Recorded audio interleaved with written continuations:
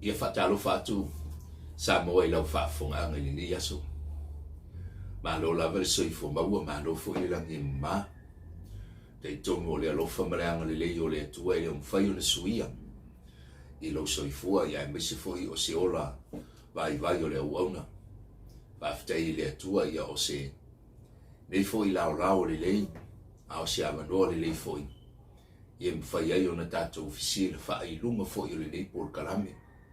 O fiala wa fo I le tafa le lo langi o lo e sila mai moa mai ai. Ia anga le le atu le atua ma wha manuia. O te le te tono le a fo I ua tātou savalia le amatanga o le nei tausanga. I le tei malu ma le tei tae ao le alofa ma le anga le lei o le atua. O te tono lava ia o lo o whapena o na manuia lo tau soifua I le na fo I tu o le kelope. Ia lo whapena fo I le nei tu o le lo langi. O lo o mātou nofo mau mawai. Ia o lea le vi inga ma le nganga whaafitai le atua. O le nei por kalame ia o lo whaingoinga. Ia o le Taimi o lau filifiliga. O le Taimi fo I o lau filifiliga. Tātou te filifili ai. Po fea le mea tātou te angai ai. O fea fo I le mea tātou te o angai ai. Pe tātou te o I luma. Pe tātou te o I tua. Pe tātou te tō maua I pea le mea o lo tātou I ai. I anga le lei atu le tua. Fia tala noa I sina upu fo I mawhai o na Soani. I lo soifua ma lo wola. Ia a o whapena o na tātou anga I atu le amatanga o le nei tausanga. Ia tu whamanuia le atua ma anga le atu le atua I lau whaafonga I le nei aso. O le lua Samuel o lo na matau boiva. O I naho lo I eise tala e winga I a Tavita. Ia le ngata fo I lea o le atali o lo na atali o mefi poseta. O le Taimi leo le Taimi ua umataua. Sa fevata wai I au na Tavita ma au na Saulo. Po ai la tau te po lea le no fuali. Taimi leo ua uma ia fevesi a inga. Ua uma fo I fitau a inga. Tala tuspa ia ua uma le soifua le au na o Saulo. Ia ua pale mai Tavita I le no fuali. Pa meni fitaringa le tua I a Tavita. Na uto fia o I whaimataʻitaʻi o Israel. Mai te tonu o le pā mamoe. Sa e muli I mamoe. E iei tō finga o le olanga li nei. E le mawhaina whaapale ina si tangata I se tofi mawalunga. Se I vanga nā wa iei o nā ngā qualification. Se I vanga nā ua matua pasia ma mautinoa le lei. O le tangata le anga vaa I le tiu te lea ma le tofi lea. Ia ona ngā lue ai lea. Ai o le whetalai ngā lea tua I a Tavita whamaina o filifili I a te oe. Mai te tonu o le pā mamoe. Ia o te tonu o e si le fia ma tātou loa. Le ngā luenga wha leo mamoe. O le ngā luenga e lua sifu ma le whai tūra. E ngā lua I le po e ngā lua I le au. E ngā lua I le tau malulu e ngā lua fo I le tau mawhanwhana. So se Taimi e iai le taitai mamoe. O lana ngā luenga le whai. Aisea ina ia se kiwa le lei. Le puipuinga o mamoe o lonu winga o lai lalo. O le puipuinga a le taitai mamoe. Ia le ola o mamoe. Le ala ua umataua I le Taimi lea. Ua nofo mai ia Tavita I le nofo ari. Ina ua o si tasi aso a o iai Tavita I lona maota. Ona fesili leo Tavita ia sipa le au na Saulo. Pai mai mata o iai se isi o le ainga o Saulo. O lo ola o mai le aso le nei. Le Saulo lea sa tau mawhai e lama Tavita e fesioti. le saulo lea ele inofo le lei sa ili ya Tavita I maunga ma vanu o fea lava so se no foanga sa tau mawhai saulo ina ia fasiotia Tavita a lea ua nofo mai Tavita I le nofo ali lea ua fesili ia sipa pe mata o iai se isi o le ainga o saulo le tio tofi e le tua Tavita na te leo ina ma na tausia ia lona nuu o Israel ono tangata na te le maitau ina ia matangi masou o le olanga e mawhai ona tātou loa I le whaata o le ngā ruenga wha leo mamoe a Tavita I le amatanga pa mai na sau ia le leona pa mai Tavita na o fasi ia te ia sau le urosa na o fasi ia te ia ona o lea lofa I mamoe a e tangai I leo mamoe uma Israel e le ngata o leo mamoe ai fua I le whainu mera o mamoe o te talitonu na pau a leo le ainga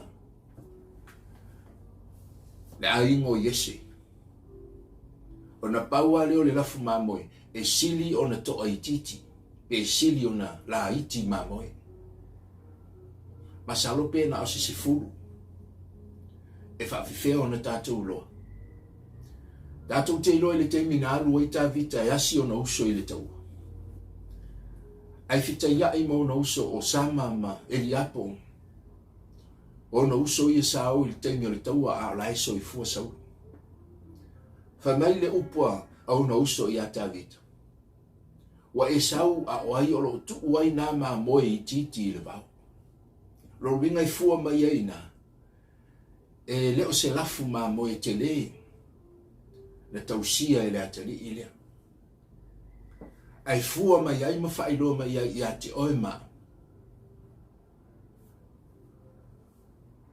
le wha mahoni o Tavita I lana ngā ruenga e le fua I le to tele po le to aititi e le fua fo I le to tele o le ekalesia pe to aititi le ekalesia awa o le tele o taitai e fia le to tele o le ekalesia awa fi I tele le me maua mai ai a le ngā luenga le na whaia I Tavita o le ngā luenga o le luas ful malwhai tūla o le ngā luenga e sautia I le pō malaina I le au ai sa iei le alofa I mamoe le ala o sisila le atua I le loto o le talavou lea whai mai lo le atua o le tangata tonu lea na te whaia ngā ruenga e tū la Tavita I luma o saulo e leo malama fo I saulo whai mai le fisi le saulo I a Tavita mai sole o se atali oe oai whai mai le tala Tavita o lo utama o lau au auna o Yese na whaamatala le Tavita ta pena I le taua whai mai le tala a saulo e tele mawhai o na lua tau ma le Filistia o ia o le toa talu I na whanau mai a oe o le tamaititi pa mai le tala Tavita I e sao ai oe saulo a o leo mamoe na sau le leona o fasi matea na sau foi le urosa ele iola I o lima o fisili aisa o le ngā luenga whateita I mamoe na te fasia le leona, na te fasia fo i le urosa. O le ale winga o ia manu e lua. O le leona, o le manu o le tau mawhanawhana. E le mawhai le leona o na ola i le aisa. O le taimi o le kiona. A o le olanga o le pea. E ola i le tau malulu. Wa meta vita ni sau le leona. Sau le pea o fasimatea. O lono winga o le ngā luenga whaateitai. E ngā lue i le tau malulu. To e ngā lue fo i le tau mawhanawhana. Ai tanga ila i soifuanga o le laurolangi ni nei o lo tātou iei. E whapenana fisuisu ia i le soifuanga o le tele o tangata.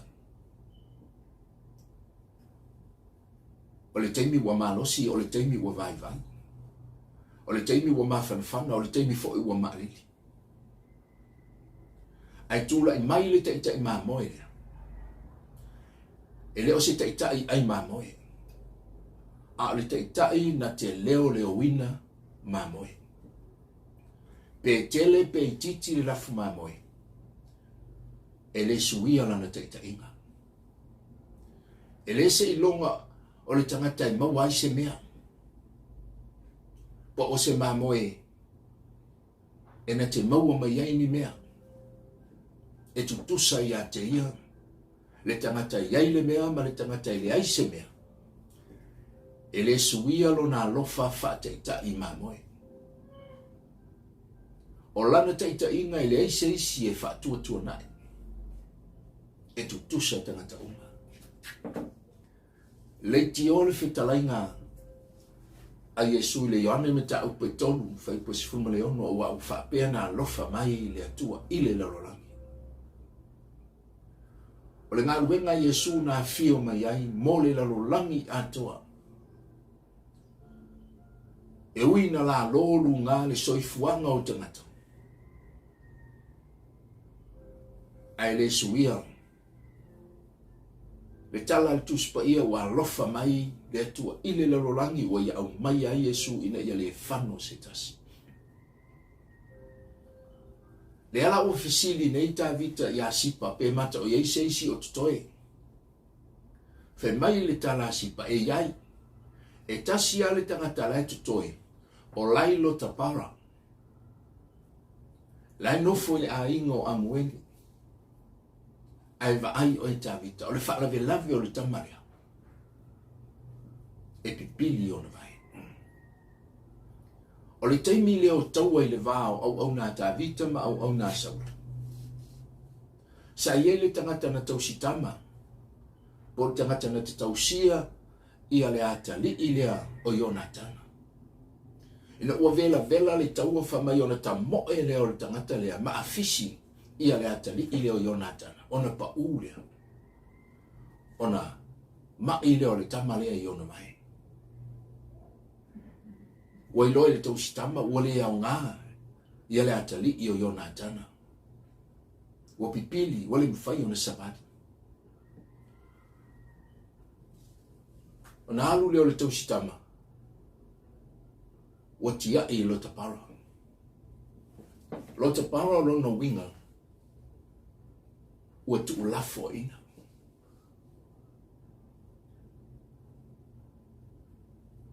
Ua le aise wha moe.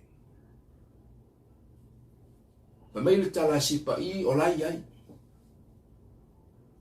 A o le whaalwe lawe. E pipili mefi po seta i ona mai. I le soifuanga le nei le te soifua ma uwola.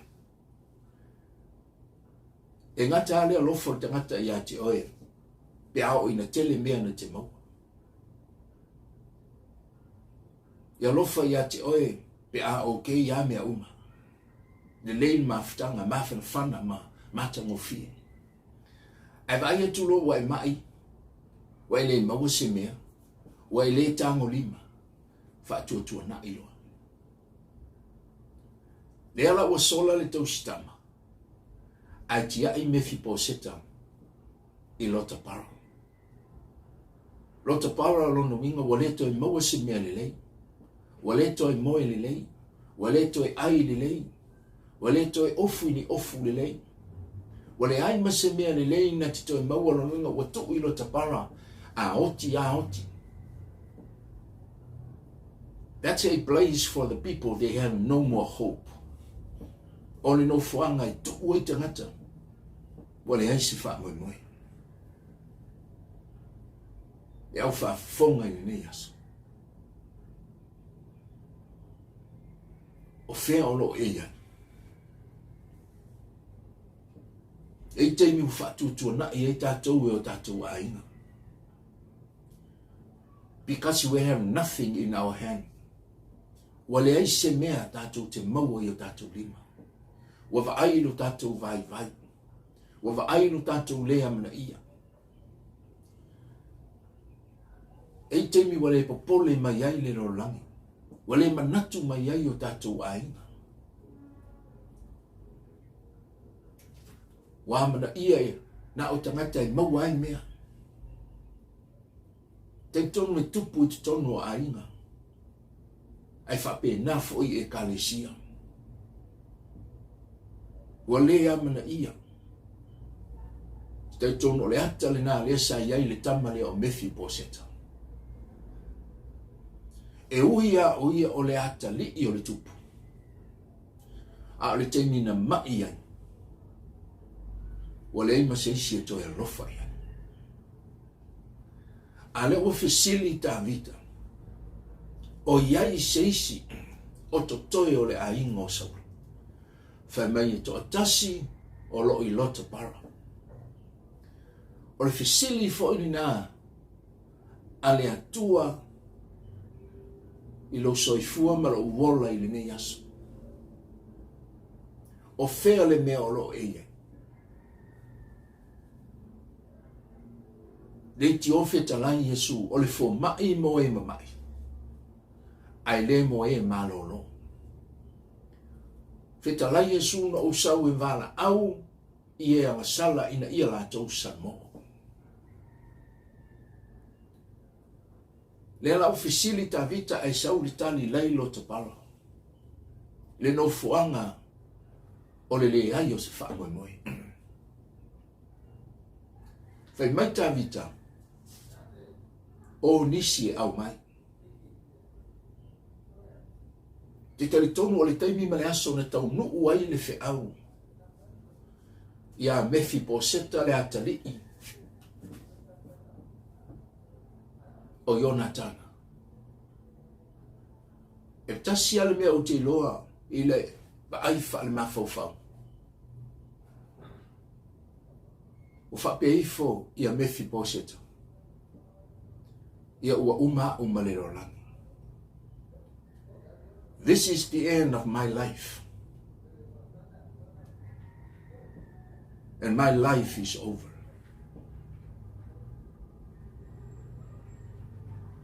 Pau al mea laina manatu o Mefiboseta ua maua ia. Le aave ia e fasioti. Te tono le watau mawhauwhau Mefiboseta i le telo mea leanga. Na whai e lona grandpa o Saulo a nofo i le nofo ali. Ia la ue loa e Mefiboseta i le Taimi lea. Pau ale me o ia te ia o le oti. Pa mai walatou au mai a ia ta vita. Walatou au mai le maota o le tupu. E tātou te iloa le loto o le tamarea. Whai mai ina ua au mai le maota o le tupu. Na matua ifo to ele. Whai mai le tala le tamarea. O ai iau le uli mate.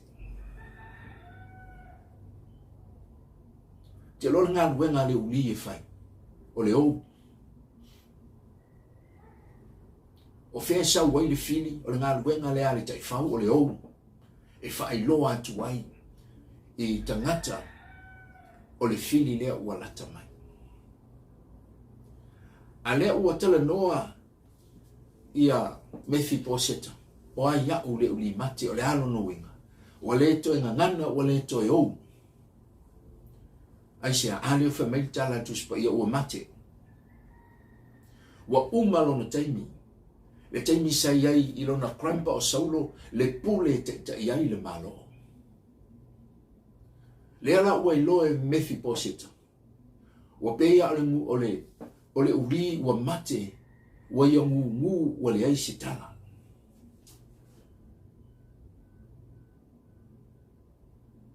E whaafonga i le tali e Davita. Ma mai Davita e a mata i le aso le nei. Walu Saulo maona Taimi. O a mea na tupu i le aso na nafi e le to i fōi mai.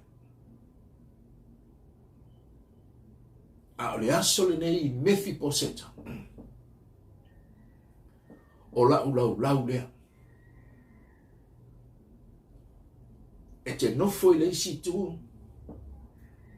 A o nofo i le isi tu. Tate fisa nga e so uma. Ma mai ua whaatino la ua lofa i ati oi. Ona o louta maa o iona tana. Le mafua anga walai ona to fia o mawhaia ina ue le atua ma o nofo i le laulau o le tupu. Ona o louta maa. Sa ia sefe ina malave a ilo wola. Mai le tele o Taimi. Whaangalo ia Saulo. Ai ma ai le Ionatana. O le ata o le anga le lei, o le ata o le alofa. Le na ia lave a ina lo wola.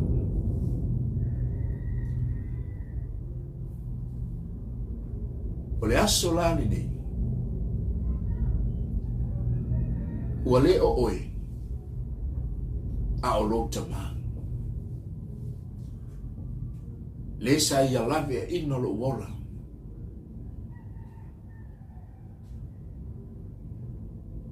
Le warai o na tawhisa nga i le aso le nei. Aso uma e te ola. Tate whisa nga i lunga o lau ai. Le ti oa whaamatala i tā vitala na salamu o le luas fumatol. Wa mai te lau mai mea ile na o ai maa ui luma o e i te mai. Wa e whaawina lo ulu li suau ua taunga sua la wipu. Ale Saulo lea sa ita mai. Saanga leanga mai. Whamene tala paulo whamai awane i whaato i laluina i tātou i le leanga. A ia whaato i lalo le leanga i le lei.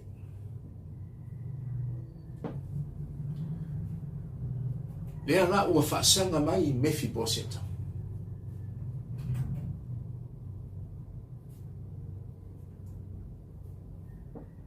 O le tamai pipili o na mai. Le au whaafonga i le nei asa. O le ata le nao le maua lunga o le alofa o le atua. E lau soifua malo wala. Ale pia na uta ua stemi o mawai fitala Yesu o tele sau mo e ami o tonu. Aina o sau mo e angasala ina ia lato salmo. Fa malolo ina o lato mai. Ai le ngate lea o lato soifua fa alianganga ina ia feliwa ina. Mai le loto ma le pu nefu o le angasala. Le ia te ita ina i lato ila manuia ma le ola i fa mau. Le ngā lue ngā lofa le ngā le atua. e ala i lona alo o ke riso Iesu. Whaola i nai lo so i fua maroona. E le va aile atua o ani whaafati ata mai o leolanga. O le alo tātou vai vai, o le alo tātou leanga.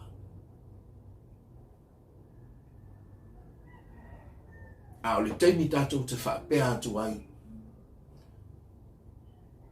Le tua o au le nei.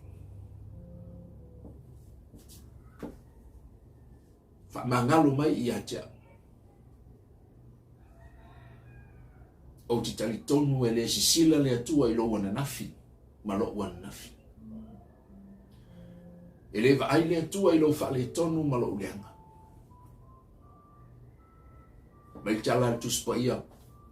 O le atua o le alofa la va ia. Te le vave lona alofa. Ai te le ngese lona tosa.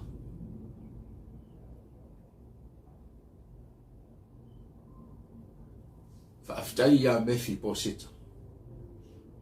Ua maua lona avanoa e ala i le alofa tu noa o le atua. Tali tonu lo loto a fai ua fai e ta vita ia mefi po seta. E fai a foi e Iesu i ati oi. O ani meo le o langa le nei o lo tātou pipili ai whaaleanganga. O lo tātou tau ai le tau a tātou te mana nao ina ia tātou manu mano. E tasi ale awala. Whetalai Iesu, iane mta ape sumalfafa i upe ono, I am the way, the truth and the life. No man come to the Father except through him. Se vanga na ilato. Walato wo i le ala lea. Le ala. O le ala o le loto mawalaro.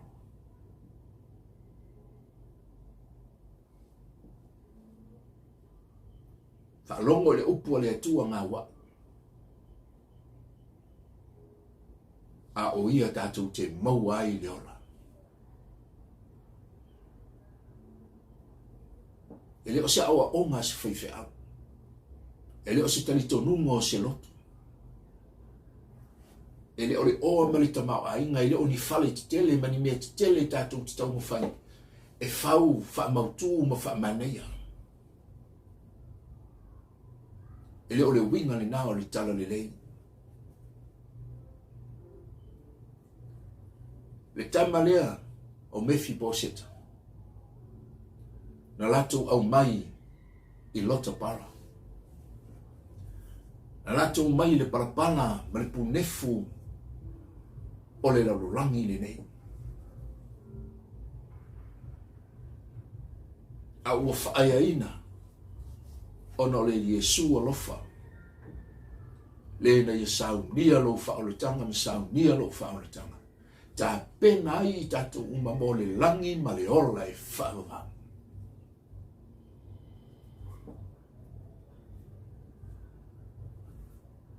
O le nasi Sosene nei foi por kalame le nei asa.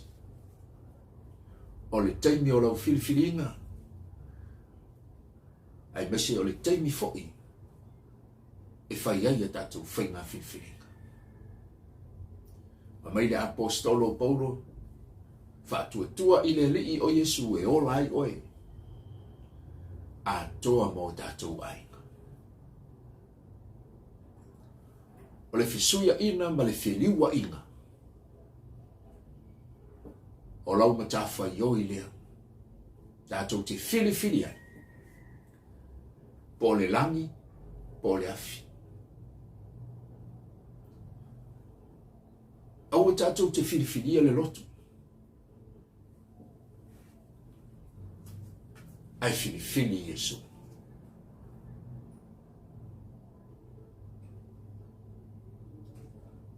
Vala au e tā vita. Mefi poseta. Mai lota para. Ai vala au wina i tātou e Iesu. mai le lalolangi anga sala o lo e soifua ma o wola. E avatu I tātou I lona manuia.